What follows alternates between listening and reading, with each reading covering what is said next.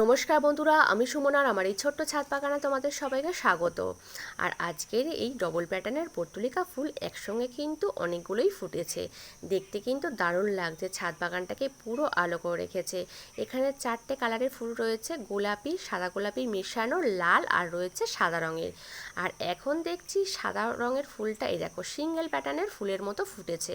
আর আমি যখন গাছ বসিয়েছিলাম এরকম ডবল প্যাটার্নের সাদা রঙের ফুলের গাছ বসিয়েছিলাম। আর এখন যখনই ফুল ফুটছে এরকম সিঙ্গেল প্যাটার্নে। আর এই সবজি গাছের এই দিকেও এই যে পর্তুলিকা ফুলের গাছগুলো রয়েছে, এই গাছগুলোতেও কিন্তু আজকে দেখো অনেকগুলো করেই ফুল ফুটেছে। আর এই গাছের কিন্তু একদমই যত্ন করতে লাগে না, খাবারও দিতে হয় না তেমন, আর জলও তেমন দিতে হয় না, কারণ এর পাতার মধ্যেও কিন্তু একটা জল জল ভাব রয়েছে। আর আজকের এত ফুল ফুটেছে ছাদ বাগানটাকে পুরো আলো করে রেখেছে। আর এই বস্তাটার মধ্যে আমি যে কলা বের হওয়া আদার টুকরোগুলো বসিয়েছিলাম দেখছি গাছ বেরিয়েছে। আর যেগুলো আগে বসিয়েছিলাম শুকনো হয়ে গিয়েছিল তার মধ্যেও দেখছি কয়েকটা গাছ বেরিয়েছে। আর এই দেখো পাথরকুচি পাতার গাছটা এখন কত বড় হয়েছে। আর পাতাগুলো দেখছি দিনের পর দিন দেখছি আরও লম্বায় বাড়ছে। মাঝে মাঝে ভাবি যে একটা পাতা থেকে কত আবার গাছ জন্মায়। এইটাও পাতা থেকেই তৈরি করেছি। আর বর্ষার আগে আমাদের কিন্তু বস্তা ভর্তি করে রেখে দিতে হবে একটা জিনিস, যা কিন্তু আমাদের গাছ বসানোর জন্য অত্যন্ত প্রয়োজনীয় একটা জিনিস। আর কি সেই জিনিসটা সেটাই তোমাদের দেখাবো। সেই জিনিসটা এটা মাটি।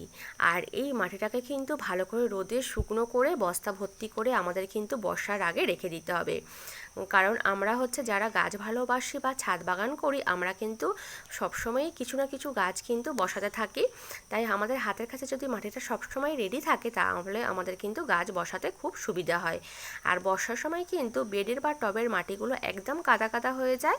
আর ওই কাদা কাদা মাটিতে যদি কোনো গাছ বসায় গাছে কিন্তু ফাঙ্গাস লেগে গাছ নষ্ট হয়ে যেতে পারে। তাই আমাদের হাতের কাছে যদি মাটিটা রেডি থাকে তখন কিন্তু আমরা এই শুকনো মাটিতে গাছ বসাতে পারবো। আর গাছের কিন্তু কোনো অসুবিধা হবে না।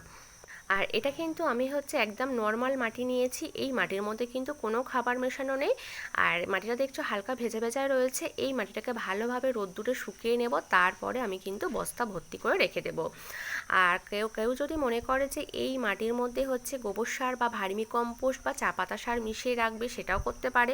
বা শুধু নর্মাল মাটিও কিন্তু বস্তা ভর্তি করে রেখে দিলে হবে, যখন গাছ বসাবো তখন এর মধ্যে মিশিয়েও গাছ বসালে হবে। আর মাটিটা দেখো একদম শুকনো হয়ে গিয়েছে। এবারে এই মাটিটাকে আমি কিন্তু বস্তায় ভর্তি করে নেব। দেখো বস্তায় ভর্তি করে নিয়েছি, এর মুখটাকে এবারে বেঁধে দেব।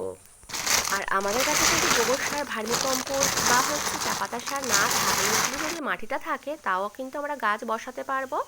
আর পরে কিন্তু গাছের গোড়ায় ওই খাবারগুলো দিয়ে দিতে পারবো।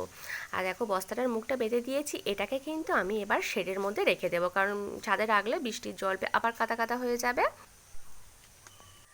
আর এবারে আমি আমার এই যে লঙ্কা গাছ রয়েছে, নয়নতারা ফুলের গাছ রয়েছে, এই গাছগুলোতে একটু কিন্তু তরল সার দেব, কারণ গাছগুলো কীরকম ঝিমিয়ে পড়েছে পাতাগুলো।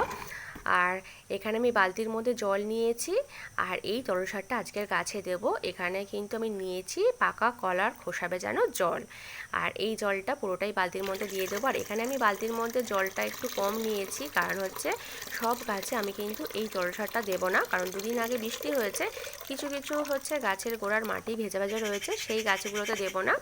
আর যে গাছগুলোর গোড়ার মাটিগুলো শুকিয়ে গেছে চেক করে সেই গাছের গোড়ায় এই তরল সারটা দেবো। এত ভালো করে জলের সঙ্গে মিশিয়ে নিয়েছি। আর এবারে আমি এই যে লঙ্কা গাছগুলো রয়েছে এই গাছগুলোতেও দিয়ে দেবো।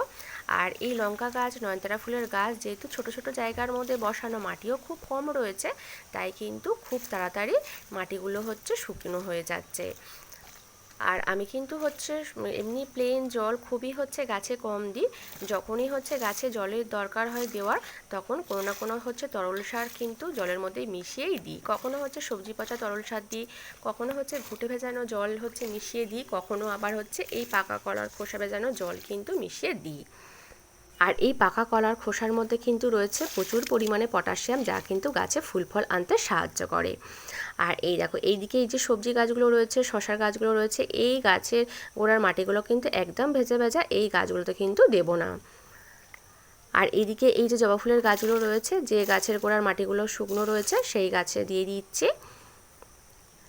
আর এই পর্তুলিকা ফুল গাছগুলোতেও দিয়ে দেব, কারণ এই গাছগুলো তো সব ছোট ছোট জায়গার মধ্যে বসানো, মাটিও খুব কম রয়েছে, তাই এর মাটিগুলো কিন্তু শুকনো হয়ে গিয়েছে। আর আজকের কিন্তু অনেক পর্তুলিকা ফুল ফুটেছে একসঙ্গে। আর আজ কিন্তু বন্ধুরা এই পর্যন্ত, টাটা বাই।